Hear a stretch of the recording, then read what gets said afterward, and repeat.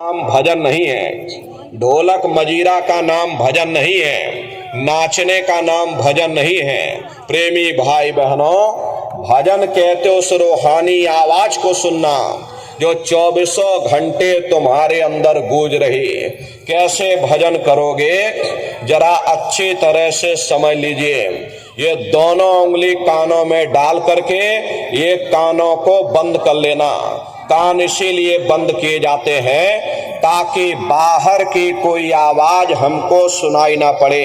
अपनी सुविधा से बैठिएगा, कुर्सी पर चाहे कुर्सी पर बैठ जाओ, सोफे पर चाहे सोफे पर बैठ जाना, या कोई तकिया इस तरह से रख लेना और दोनों कोहनी यहाँ रख करके दोनों उंगली कानों में डाल करके ये कानों को बंद कर लेना। बहुत सी हमारी माताएं बहनें हैं, बूढ़े बुजुर्ग हैं, आपके घुटनों में दर्द होता है, रीढ़ की हड्डी में दर्द होता, आप बैठ करके भजन नहीं कर पाते हो तो आप लेट करके भजन करिएगा। ऐसे सीधे लेट जाना, लेटे लेटे आंख और कान को बंद कर देना। मतलब तो आंख और कान को बंद करना है, चाहे आप लेट करके करो या चाहे आप बैठ करके करो। यही कहा गया, ये आंख कान मुख बंद कराओ, अनहद झिंगा शब्द सुनाओ। यानी पहले अपनी आंख को बंद करो, अपने मुख को बंद करो, दोनों उंगली कानों में डाल करके ये कानों को बंद कर लो और ऊंचे से ऊंचा ध्यान दे करके उस आवाज को सुनने की कोशिश करो।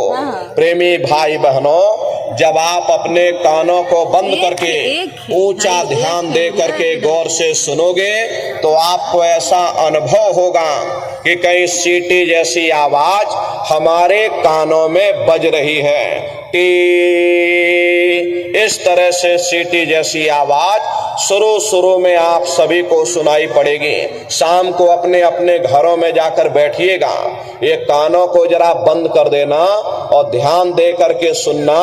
सीटी जैसी आवाज आप सभी को सुनाई पड़ेगी। करना कुछ नहीं है, लेटे हो चाहे बैठे हो, बस आप उस आवाज को सुनते रहना और सुनते सुनते उसी में लीन हो जाओ। जब आप उसमें लीन हो जाओगे तो कुछ समय बाद में दोबारा आपको अनुभव होगा कि कहीं बड़ी दूर से एक महीन आवाज, घंटे और शंख की आवाज हमारे कानों में बज रही।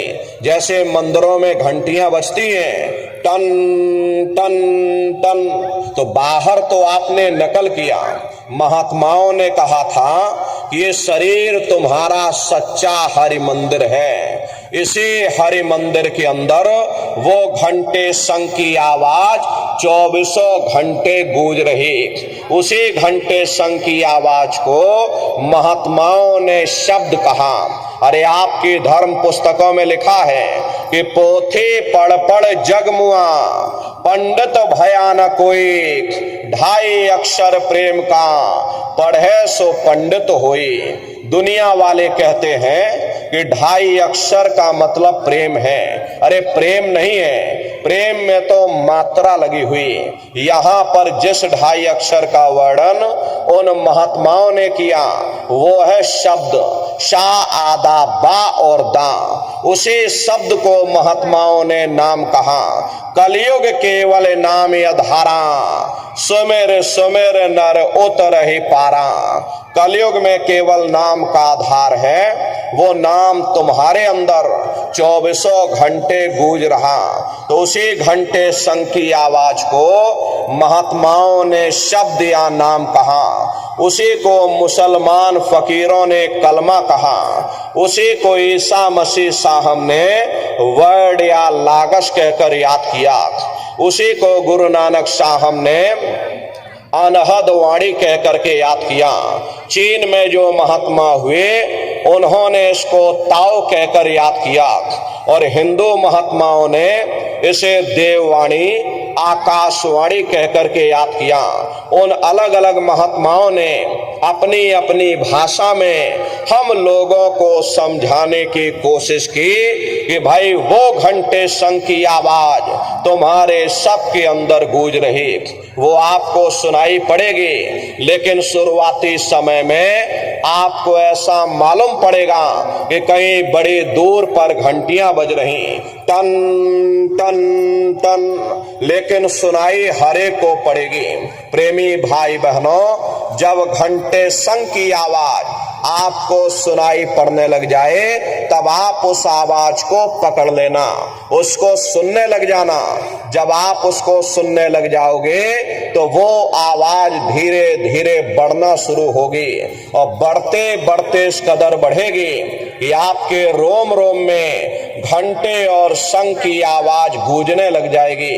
अरे बड़ी घनघोर आवाज होती है, बड़ी मधुर वो आवाज होती। ये जो दुनिया के संगीत आप सुनते हो, उस रूहानी संगीत के सामने ये दुनिया के संगीत कुछ नहीं है। जब आप उस रूहानी संगीत को सुनोगे, इतना भारी आनंद आपके ऊपर छा जाएगा, इतनी खुशी आपको होगी, ऐसा नशा आपके ऊपर चढ़ जाएगा कि आप सारी दुनिया को भूल जाओगे। हरे प्रेमी भाई बहनों, शंकर भगवान को वही नशा चढ़ा था। शंकर भगवान कोई गांजा भांग नहीं पीते थे। ये तो हमने आपने शंकर भगवान को बदनाम कर दिया कि शंकर भगवान गांजा भांग पीते थे, चलो हम भी गांजा भांग पिएंगे। लेकिन नारियों, शंकर भगवान ने कभी गांजा भांग नहीं पिया। शंकर भगवान जिस नशे में लीन रहते थे वो नाम का नशा था, वो ध्यान का नशा था, वो भक्ति का नशा था। जब आप उस आवाज को सुनोगे तो आपको भी वो नशा चढ़ जाएगा, क्योंकि उस आवाज में चुंबक है। जब आप उस आवाज को सुनोगे तो वो आवाज आपको अपनी ओर खींचेगी, और जब खिंचाव होगा तो जीवात्मा का फैला हुआ प्रकाश 9 द्वारों से सिमटने लगेगा। अब ये 9 द्वार कौन कौन से हैं? देखो प्रेमी भाई बहन,